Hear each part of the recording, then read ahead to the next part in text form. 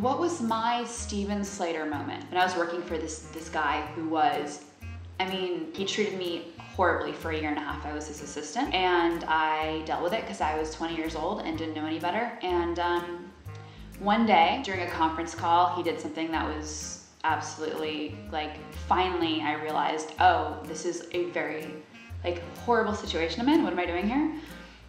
And in the middle of the conference call, I told him to f himself, and then I stormed out of not only his office, but my entire workplace, and never came back. And then I went to therapy for 2 years.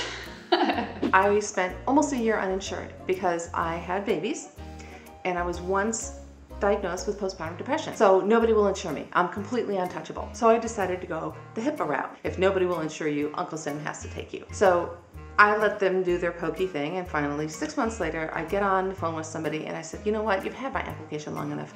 We really need to get this rolling. I'm spending $500 a month on medications, and I've had stitches, I've had this, I've had that, and my bills are going to collections, and I'm in a heap of trouble here. I really need you to review that application. And 5 minutes later they came back and they said, okay, you're insured. I said, just like that? I have a policy? That's wonderful, that's great. They said, yeah, so you're insured back to retroactively to when you first lost it, so that'll be 6 months insurance premium, $500 a month. So you send us $3,000 for the last 6 months of insurance, and we need it within 15 days or we're gonna have to cancel your insurance. Really?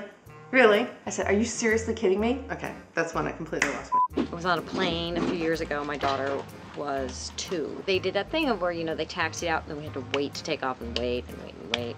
And even though the plane's not moving, you have to keep your seatbelt on. And so she was starting to fuss because we kept going, you gotta stay in your seat, gotta stay in your seat. So she was like, you know, this guy 2 rows up goes, oh, come on, or like, oh, please, or something like that. And I said, why don't you fly on a private jet next time? And he goes, why don't you? And I said, why don't you try to be 2 and sit in a plane that's just sitting here for hours? And he piped down, but I really wanted to bludgeon his head against a wall. So have you ever had a Steven Slater moment, a moment where you just lost it? Tell us about it, and you might win a $100 gift card to Target. But maybe don't have your Slater moment there.